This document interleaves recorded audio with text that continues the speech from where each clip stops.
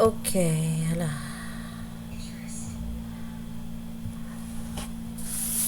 Alright, dear students, let's have the video discussion for the properties of a fire. No, so this is just a continuation sa ato ang naunang discussion.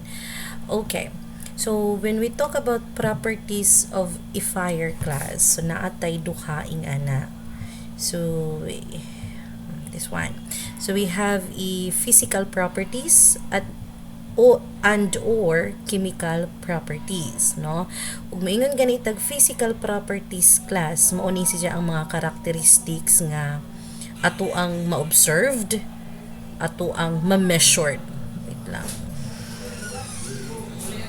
Observed. Wait, i-type na lamang na ako kay din. Episode is what? Ay. Get this one. So again, when we talk about physical properties, mao ni sila ang mga characteristics sa usa ka substance nga imuhang makita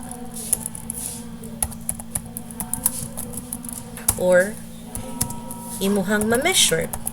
Kaya nimong i-measure siya without changing.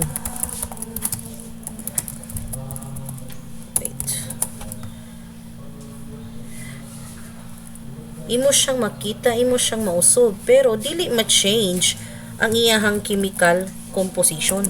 Kulirit, saan naman eh? Ay, okay, this one. No, di maka... Without changing its chemical composition class. Ana nga certain nga substance. So kani nga mga properties, it describes kung unsay porma ana niya, unsay behavior ana niya, if measurable ba na nga aspect sa fire. So ang nahitabo lagi diri when we say physical properties, there is no chemical change yet, no, just measurable nga mga characteristic lang ang naa. But when we say chemical properties, so to dara, para makitaan gid ninyo. Okay? But when we see chemical properties, related din siya sa chemical reactions class. O iyahang mga changes.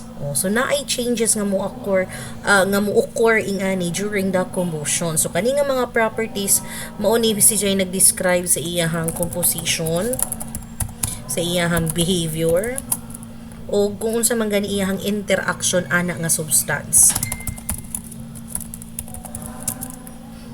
Okay? So, kani nga properties class, again, mo change siya. Di pareha ganiha sa physical properties nga walay changes nga mahitabo. But you can observe it. Makita nimo siya, masukod nimo siya, mahibaw-an nimo kung sa iyang temperature. Okay?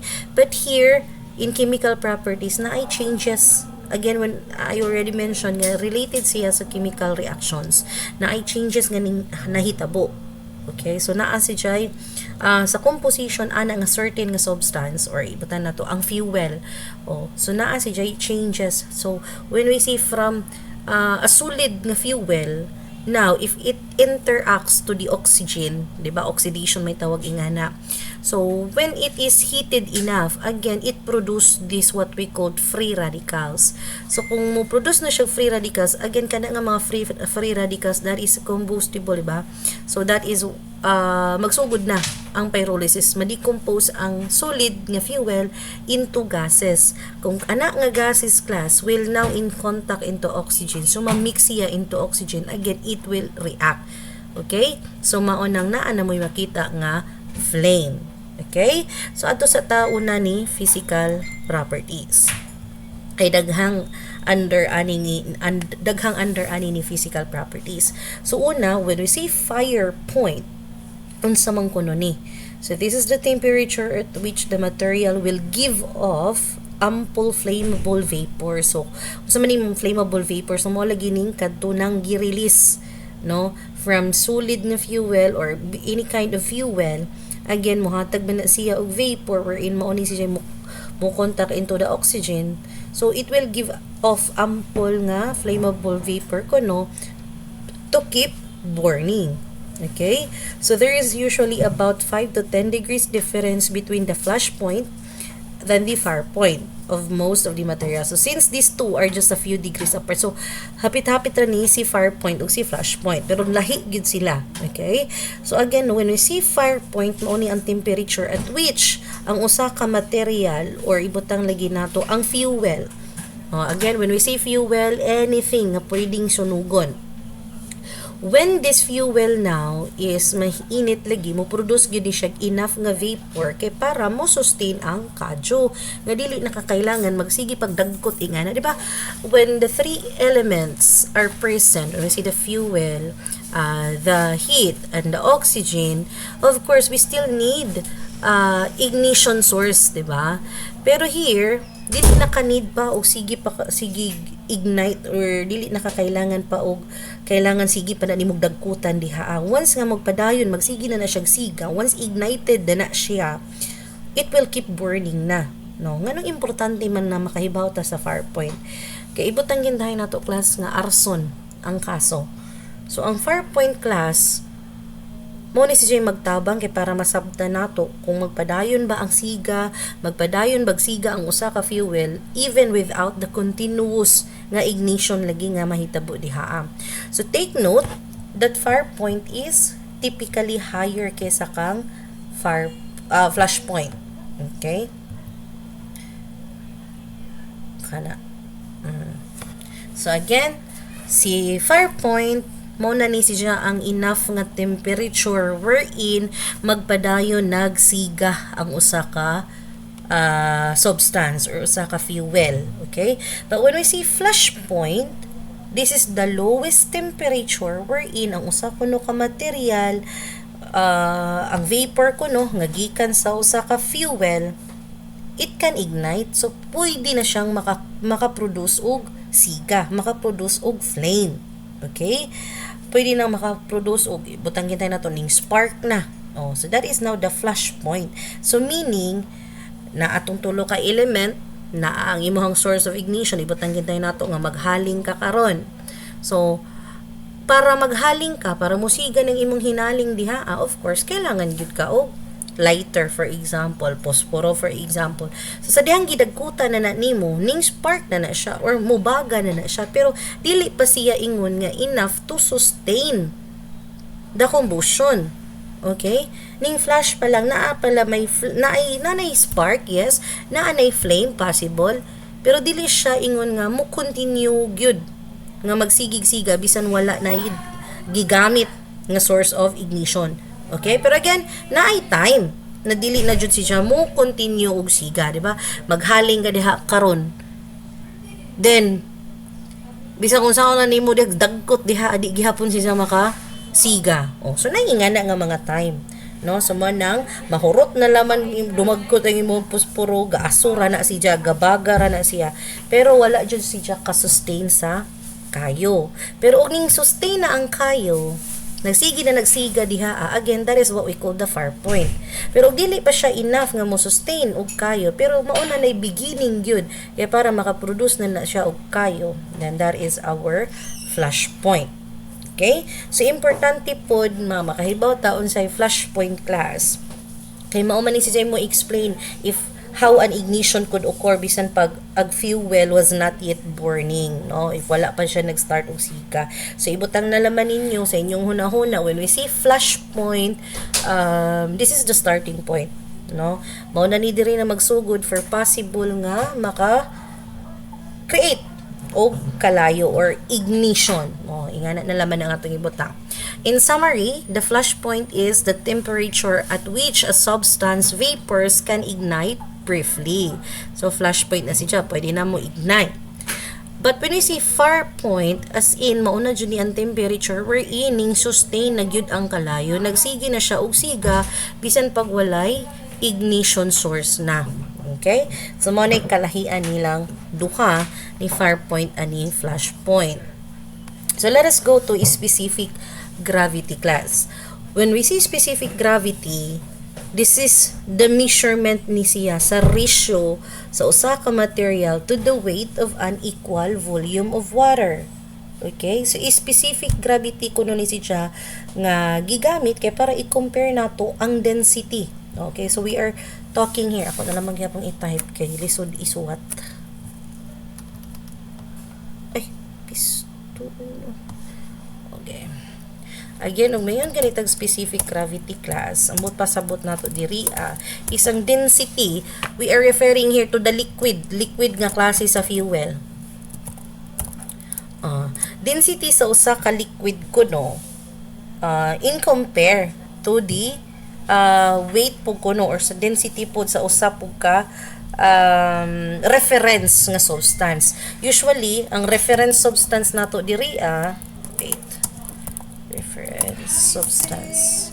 Usually, ang reference substance nato diri is tubig, water. Okay? So, mao ko na dihawon. Again, when we talk about specific gravity, mao ni siya gigamit kay para i-compare nato ang density sa usa ka substance or liquid nga substance, i-compare na nato siya dito sa reference nga substance. Okay? So, ratio ni siya. When we say ratio, if you still remember in your mathematics, inga na nagpurma. Diba? Iba kita na ta. 1:1. Diba? For example, na. Okay. So, usually class, again, as I mentioned, usually good, ang reference substance, ani nidya is ang tubig. Ang ratio sa tubig class is 1 gid na. Okay? Wait lang. Mo gid na siya ang density or gravity sa usa ka tubig. Okay? So, example, I don't know if nakabantay ba mo ingani or sa una magduduwa mo sa bata pa mo or basin wa na mo naka-experience kay more on kung ano gyud mo, more on computers na gyud mo, more on cellphone na gyud mo. Pero if makabantay mo or sa inyong mga chemistry subject or sa inyong mga science subject, if isagol nimo ang tubig ug ang gasolina, what do you think will happen? Or ibutang nato bisag dili gasolina, bisag oil. What do you think will happen if isagol nimo ang tubig ug ang gasolina? Kinsa kahay mas mo float? Or kisa kay, kung imo na siyang isagol, i-mix na nimo, kisa kay mo ibabaw. Makitaan man na nimo kung kinsay mo ibabaw. So, usually, jud ingana, once i-mix si water plus the oxygen, mas mo float ang gasoline class. Okay? Para makuha ito. Ibutang example. Again, once ato ang i-mixed plus, asara ba ning plus? Once i-mix nato si gasoline o water, usually good, the conclusion here is si gasoline mo float. Okay? Gasoline will float. Kaya nga nung mas mo float man si gasoline class, it's because gasoline class is lesser density kesa sa tubig. So, kung ang substance ni liquid class is greater than, take note if the substance density, if the specific density or gravity of a substance is greater, saan ba ni pagsuwat ng greater? This one, no? So, if greater than, okay, para makabasa yun mo. If greater than 1 ang usa ka substance. For example, ang usa ka substance or liquid nga fuel. If greater than 1 gani na siya, then ang usa ka substance will sinks in water. Mas bugat man siya kaysa sa density sa tubig. Again, take note that the density of the water is 1. So, if mas labaw pa siya sa 1, ang usa ka liquid, mas labaw pa gani siya density sa tubig, then for sure makita nimo nga mas mo lubog siya, no? Mas magpailawom siya compare sa tubig. Pero kung ang density sa usa ka substance is lesser than, so gani for this one, lesser than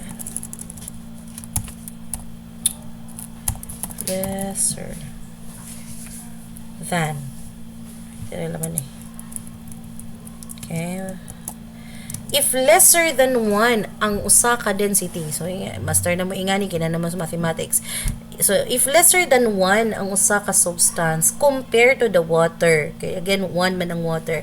So kung mas lesser density ang usa ka fuel compared to the water, then of course expected nga kana nga substance will float. So mo na akong gigiven nga example earlier na if si gasoline og si tubig isagol, si gasoline class is mas lesser density in compared to the water. So if imo na siyang isagol, makit-an gyud nimo nga mo ibabaw gyud ang gasolina class, it will float.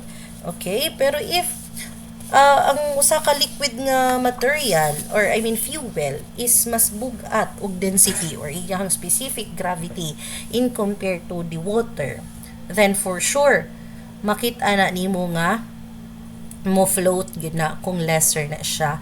So ano mang kailangan nganong unsay connect ana niya if when it terms about the fire.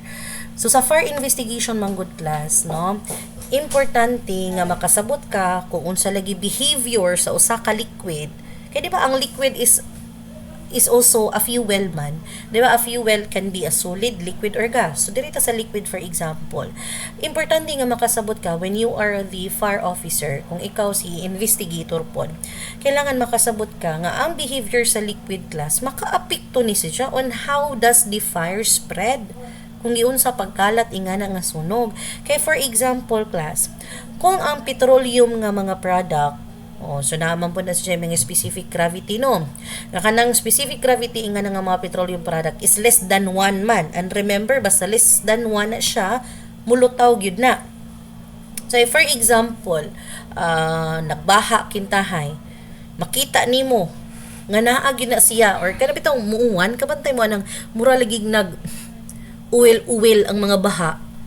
So kung ingana kintahay ug makita nimo na nga naay ingana sa baha, mo float gid na ang si petroleum products. So mura nag mo makita diha sa mga baha-baha or sa kanang pita, mga pita-pita nga murag naay nagmantika. O di ba mo rainbow bang gani na siya.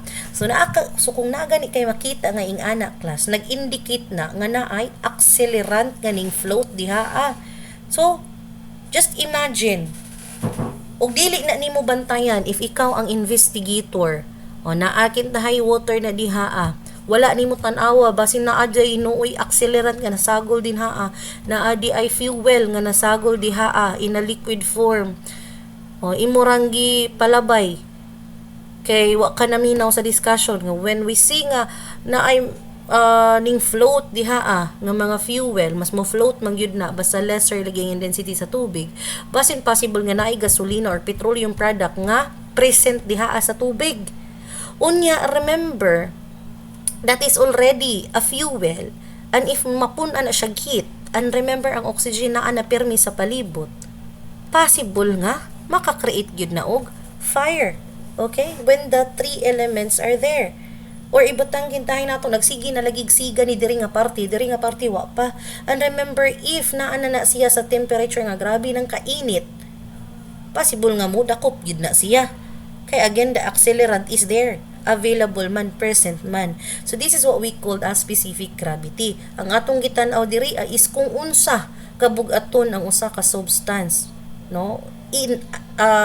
Unequal to the volume of water. So ato siyang gikuan kung mas greater than ba siya sa density sa tubig or mas lesser ba siya sa density sa tubig. Again, basta greater, mailhan nimo ang kana nga fuel mo sink gyud na, no, mulubog gyud na. Pero kung lesser ang iyang density, mo pa ibabaw gyud na. Okay? So now let's proceed to the vapor density. The weight of the volume of pure gas compared to the weight of a volume of dry air at the same temperature and pressure. So kung ganiha, ang atong gihisgutan is ang weight, no, sa liquid. But here, ang ato pong timbang-timbang diri is ang weight pod sa volume sa pure gas. So gas pod ang ato ang gihisgutan diri. Kung ganiha liquid, karon gas na pod. In some sources, vapor density was defined with respect to the air, not hydrogen. With this definition, the vapor density would indicate whether a gas is denser or less dense than air. So kung ganiha again sa specific gravity class, ang density sa usa ka substance or usa ka liquid, but here in the vapor density class, ang atong gihisgutan na po diri is ang vapor na pod. Okay?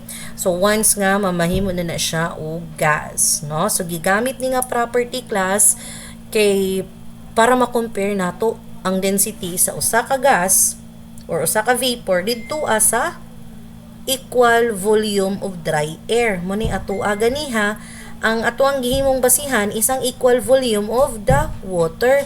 Kung mas bugat ba or mas greater ba or mas lesser than ba sa tubig. But here in the vapor density, ang atong gihimong basihan is if mas greater ba siya sa volume sa dry air or mas lesser ba. Okay? So manay ato ang hisgutan dinhi sa vapor density class. Kay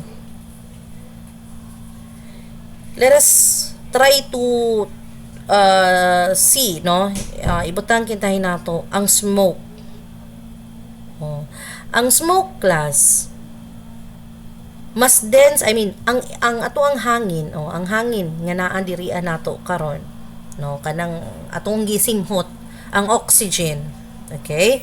Mas dense ang air or kaning oxygen class kumpara sa smoke. So manang manotice ninyo nga ang smoke padung gyud taas, no? Pero ang kaning oxygen naa ra jud ni diri sa ubos pa nga. Pero nang naa gani isunog class, mo gani nang ilahang ginatudlo is mo crawl gid ka, mukamang gid ka kay ngano man possible man gining mga flammable gases manggod mo padung gyud sa babaw.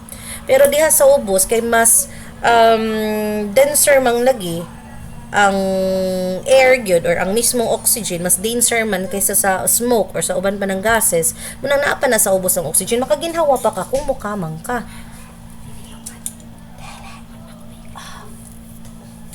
No? So mas denser ang oxygen compared to the smoke.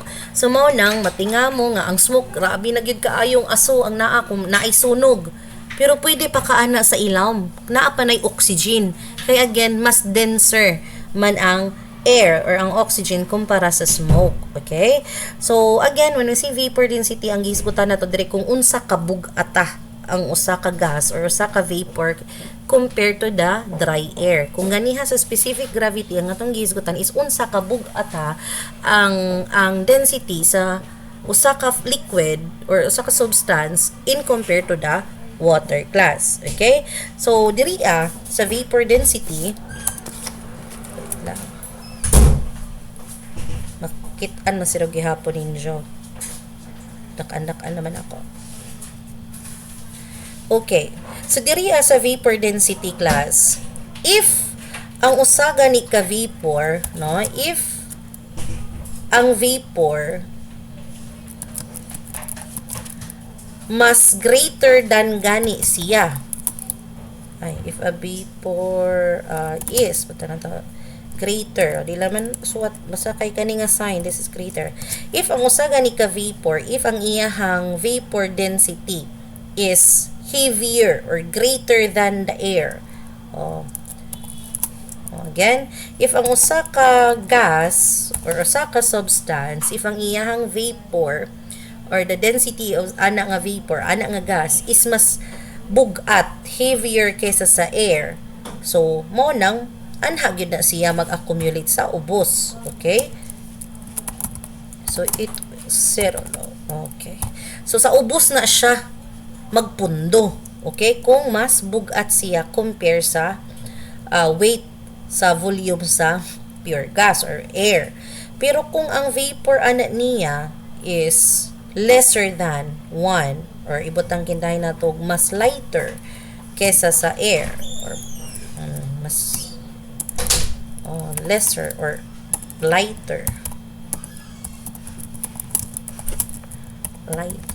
than the air, ang mahitabo ingana class kana si siya nga vapor, well of course musaka sa ibabaw kay mas gaan man siya.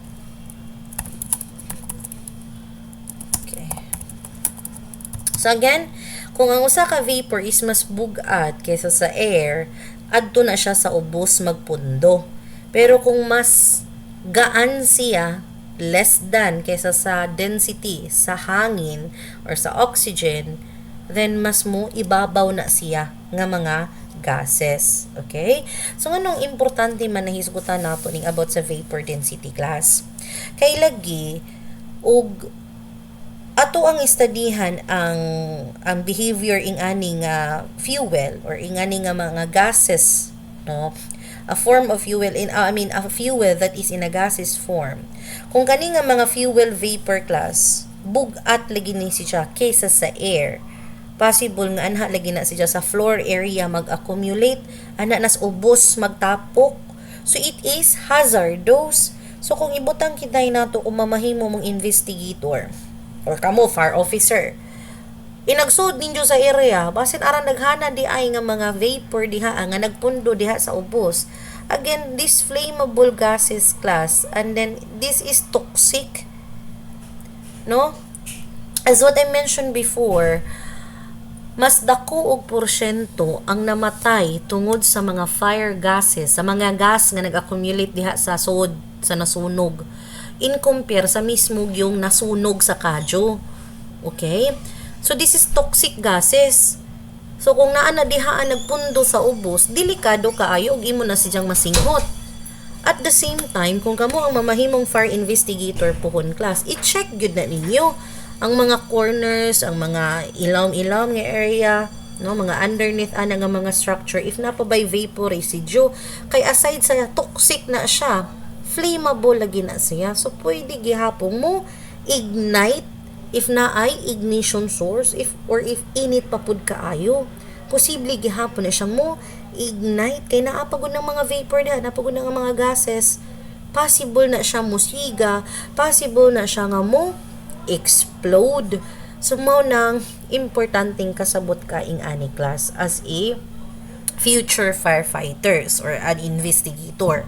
So again, balik ta sa specific gravity ang atong timbang diri is unsa ka bug-aton ang usa ka liquid fuel in compared to the water or the reference nga mga substance. Kay kung mas bugat siya mas greater than 1, then possible nga mo lubog siya. Pero if lesser, lighter, mo ibabaw gid ni siya in compared to the water.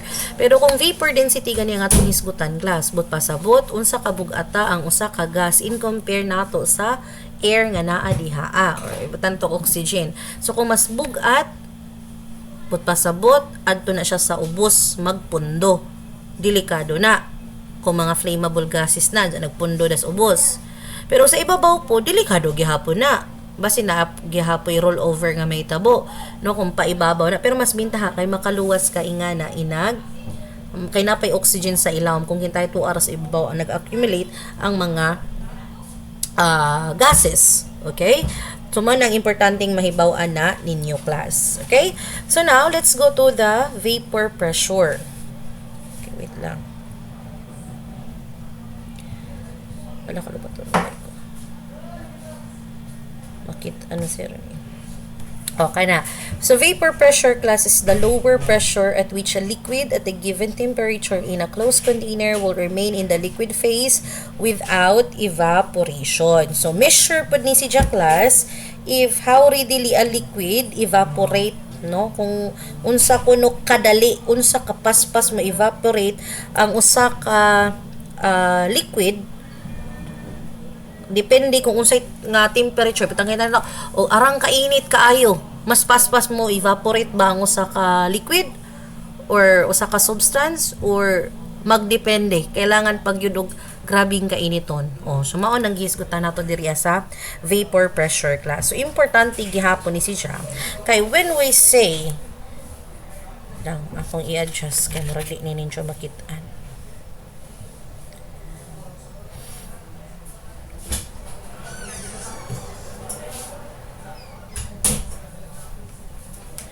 Kaya umayon ganita class nga high ang pressure. Okay, basta na to mas init or mas guot. Kung grabe gani ang pressure class, expect yun ka nga mas mo evaporate na og dali. So kung mo evaporate na siya dali, of course, mas more vapor ang naa sa hangin.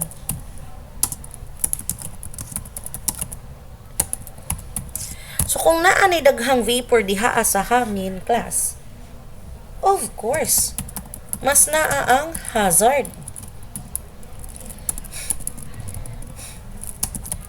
Mas greater ang ato ang fire hazard nga posibleng mahitabo o posible nga naay flash fires nga mahitabo or kaning gitawag nato nga flash over. Ato na nang i-discuss pohon nga kung daghan na gani ng flammable vapor na diha kay syempre ning ibutang kini nato nagsugod na ang kayo unsa na ay mga pundo nga mga gasolina sa inyo ha.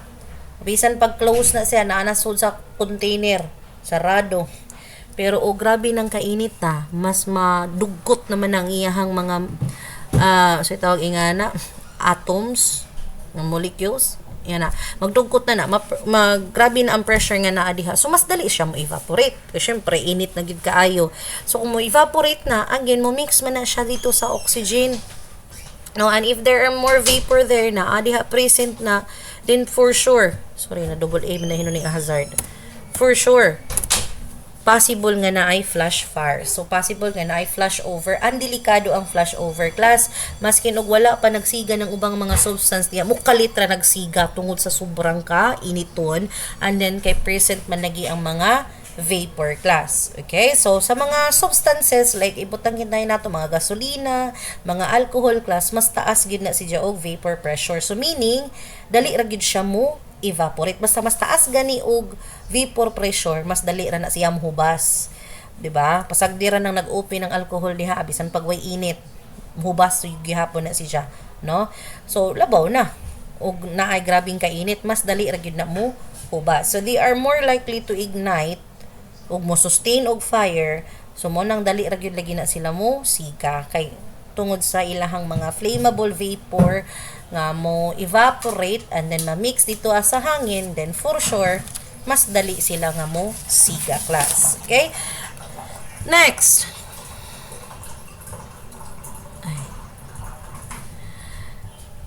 Temperature. Grabe na gyud pod og gihapon mo kailag temperature. So when you say temperature class, this is the measure of thermal degree of the agitation of molecules of a given substance. The measure of the molecular activity within a substance, or we call this as degree. Basta temperature, take note with the word degree. Degree of hotness or coldness of an object or substance class. So, ang degree kung unsa kuno kainita. So, ang temperature sa class, sa class naman, ang temperature sa usa ka fire class, mo ni magtabang sa atong mga investigator kung unsa, kapaspasa ba nag-spread ang kayo, unsa ba ang mga materials nga nasunog, diba? Kay naamang kay makita nga gitawag nato og born patterns og charring. So dili akong pangan. Born patterns. Or naapot ay gitawag nga charring. Kung unsa na diha ang gibili niya nga mga pattern. So mahilan na nato puhon. Ma-discuss na nato puhon unsa ning mga born patterns o ganing mga nagpabilin nga mga pattern. So, ang kahoy class mas musiga sa mga lower nga temperature kesa sa mga bakal. Lahi-lahi og temperature, lahi-lahi og fire point o kani. Lahi-lahi og fire point sa ka substance, no. Depende na niya. Pero kung ibutang kintahay nato og mga papel, mga tissue, of course, mas kuan iyahang temperature dali ra na siya masunog, no? Gamay ra nimo dihang siga diha sa papel, mas masunog na in compare sa mga bakal or simento. So mao nang mas dali jud matupok sa kayo ang mga light material, light combustible material. Okay?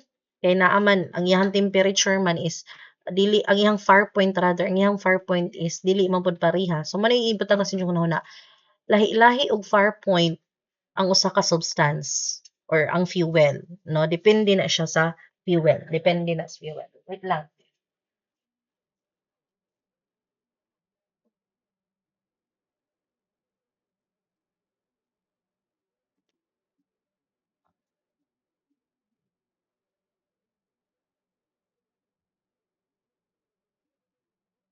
Ay, wala na sigo. Okay, so now let's proceed to the next physical properties class. Gitawag na nato nga boiling point. And I know you are familiar na po nga ni. Ngayon kay tag boiling point, the constant temperature at which the vapor pressure of the liquid is equal to the atmospheric pressure. So again, we already discussed what is vapor pressure. So again, mauni siya ang given nga temperature sa usa ka liquid wherein kung mas grabe ang pressure, mas dali mo evaporate. So of course, mas mo produce gid siya vapor nga ma-mix sa oxygen. Okay? So when we say boiling point kuno class, mao ni siya ang level sa temperature kanang makita ninyo ang tubig, pila may boiling point sa tubig. O, di ba? Magdepende pod. Magdepende po na siya sa fuel. Magdepende na siya sa liquid nga substance. Pila iyahang boiling point. Okay, gingon diha at which the vapor pressure of the liquid is equal to the atmospheric pressure. So ang boiling point class wherein ang mahitabo diri is ang liquid ma-change into gases. So morning time nga ang vapor pressure sa liquid is equal na kuno siya sa atmospheric pressure. So mo nang it will turn now ang liquid it will turn now into gases. So nganong importante naman pud ni siya ngano appeal man ni ang boiling point about fire ngano appeal man na siya ana nga topic because class if ang usa lagi ka substance mas pas-pas mo bukal, o di mas dali pud siya mo evaporate, di ba? Or ibutang gid dahay nato na diha og naa na siya karon gisud na siya sa container, gisud na siya sa galon. Init na gyud kaayo ang palibot. So mo nang mo it will build pressure. Di ba mo ni akong gidiscuss ganiha? Basta grabe gani lagi ang kainiton. Iba na to grabe na ang pressure. So naa siya sud sa container karon ang usa ka substance sa ka liquid. Din init gyud kaayo ang palibot. Mo na mingon sila nga delikado og ibuwad nimo ng gasolina sa init. Oh. So if grabe ang pressure, mas mo evaporate na siya. So ibutang gintay lagi nato naka-confine na siya karon sa container, init kaayo ang palibot. So it could produce a pressure build up. So maunang kung siya mahitabo kung ibuwad na nimo dihang excuse me, ibuwad na nimo diha karon ang usa ka gasolina sa init, posibleng mo boto, 'di ba?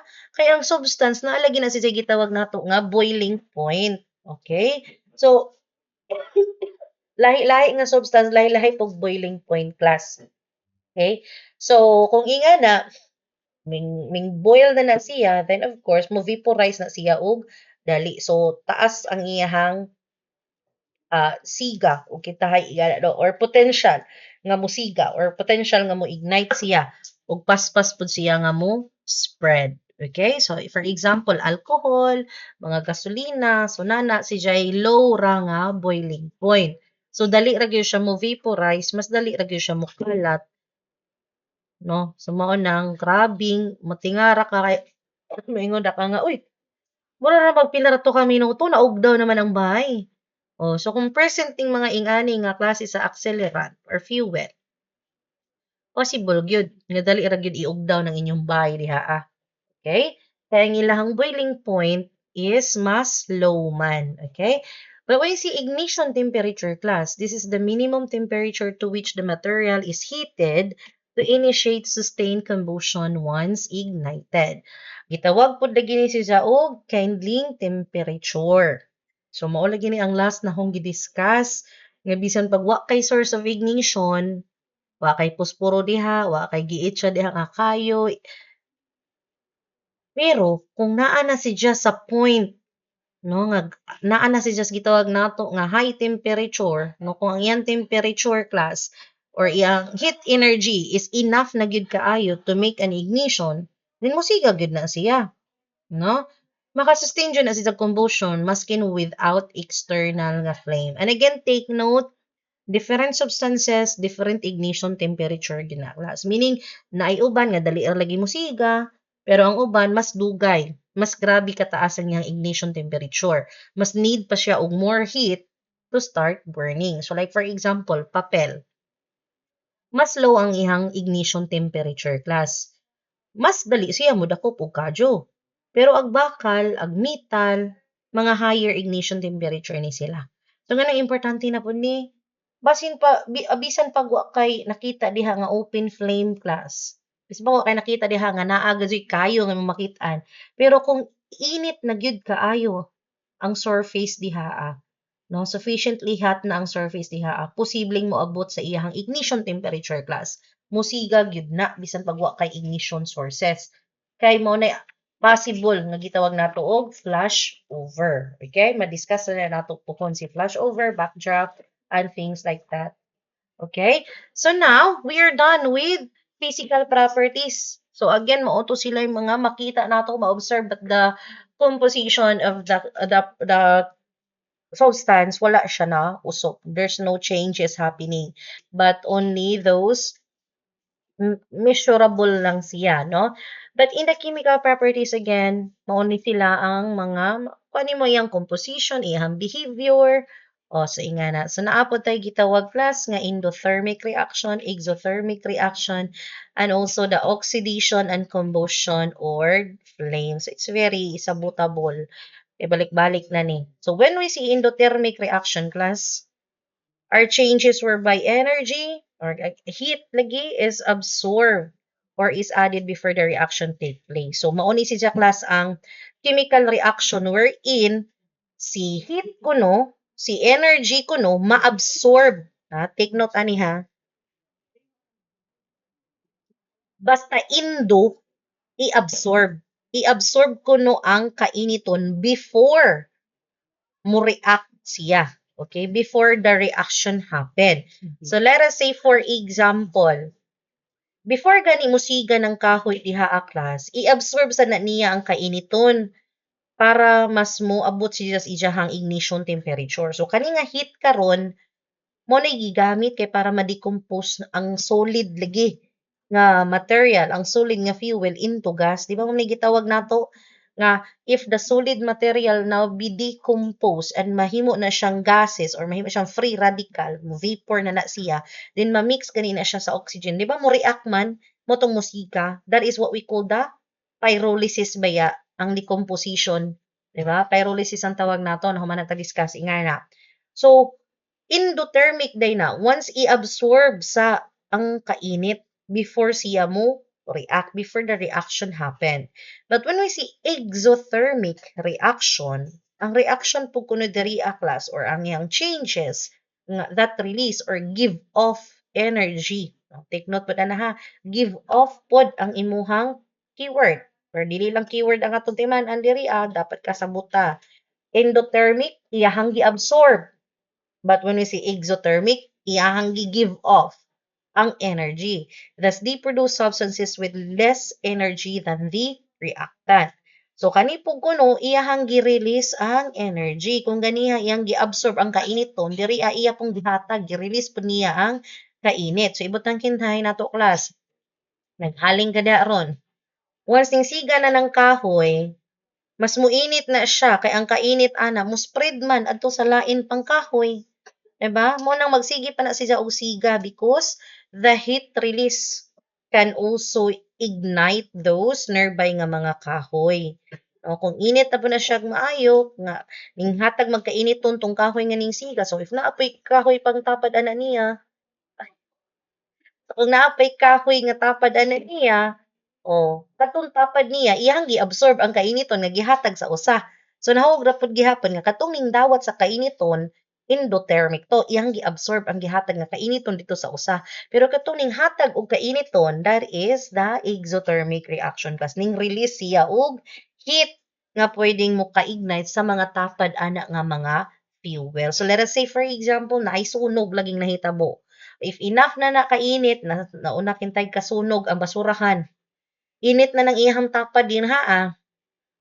Kaning release man og kainiton ang basurahan nga nasunog. So kung unsay duol anang basurahan diha karon, butang kita na nahiduol siya sa kurtina, pwede na siya, no? Maka-ignite ang tapad ana nga mga fuel class. That is exothermic. Endothermic, gi-absorb ang energy before siya ning react, but in exothermic, iyahang gi-release ang energy and then posibleng mo-ignite ang uban pang mga reactants. Then, oxidation. Balik-balik na ta-discuss inganing oxidation. A chemical change in which combustible material, may combustible material, anything nga pwede sunugon, so meaning mo tong fuel. Kung si fuel kuno class, mo react sa oxidizing agent, usually ang oxidizing agent nato is oxygen man. So kung mag-uban si fuel plus oxygen, oh, then mo ni gitawag nato nga oxidation. Okay? Mabaya lagi na naghisgot tas fire ni Agi. Diba? That a fire is a rapid oxidation. So naay fire if mo react na karon ang fuel with the oxygen. Okay, kaya mag-mix na. Oxidation ang process inga na class. Ang tawag ana nga process rather. And then we have the combustion or flame. Again, when we see combustion, a self-sustaining chemical reaction nga makaproduce og energy or katulinging heat or the light. Diba? So, the manifestation of fire when the fire is in its gas phase combustion, a matter that is produced by a fire. So, sa may ma-produce unanay sunog, of course, kanang makita lagi nimo diha ang visible imitating light. That is the flame. Okay? So, maura na ang atuang chemical chain reaction. Okay.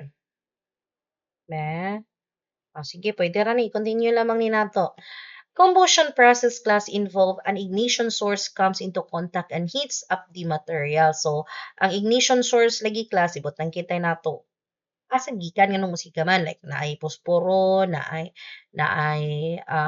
sigarilyo nga gilabog, or mismong flame gyud direct contact sa flame, o mo contact gani na siya, init ang usa ka material mo nang naay fire, naay combustion. Or if a material vaporize lagi, di ba? If enough na ang kainit mo, produce na siya vapor, and if ma-mix na siya sa oxygen, again, that is what we call na nga oxidation. And of course, musiga, lagi gid na. Okay? Or, number 3, naalagi exothermic reaction nga mahitabo basta na ay sika. No? Na ay ma-generate. So, exothermic again, atong gisgutan ganiha, it gives off or ning release siya og energy. So kung naay mga duol diha nga material, mainit pyud to. Mo vaporize pud to, then mo react na once nga mo mix na siya sa oxygen. So mo na mo continue ang combustion class. An inflame is the zone where a chemical reaction is taking place. We already discussed flame class. Sa mga combustion products, sa mga smoke ni siya. So kung ingani nga color sa smoke kuno, but pasabot, it is made up of minute or fine nga mga solid particle. Okay? So usually mga gagmay gid kaayo, micrometer or 1/1,000,000th of a meter. Grabe na gid kagamya, di ba? Pero kung black smoke kuno ang imong makit-an nga naay deep red litmus, indication po kuno na siya nga ang fuel nga nasunog kuno is mga tar, mga plastic, mga rubber, or mga petroleum products, no? Mga gasolina. When we say greenish yellow nga mga kalayo, may nga nag-color sa flame imong makit-an, ang nasunog po kuno na nga fuel is mga manganese or chlorine. Pero ingani nga mga color nga kayo bright reddish yellow flame, nag-indicate nga calcium pod ang nasunog. Kung ingani po kuno brown, heavy brown or bright red, indication ni siya nga ang nitrogen product maoy gigamit sa pagsunog, and so on and so forth class. Basahan na. Anong importante laging mahibaw-an ni nato ingani? Kay example lagi if nag-investigate mo og nasunog, at least you are aware what kind of fuel man ang nasunog. Ug kahibaw pud mo kung unsaon na ninyo pag apula ang sunog. Kay remember class, different classes of fuel lahi pud ta og mga gamiton nga panggamit ingana nga mga extinguishing agents, no? So mao nang importanteng aware ka, di ka magpataka kung ibutang kitay nato klase na ang kuryente, dahil mong gibubuag tubig ay bupols ka, 'di ba? It's very important that you know what kind of fuels ang nasunog so that you will know what kind of extinguishing agent ang magamit.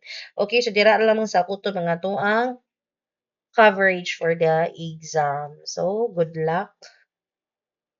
Good luck. See you next video.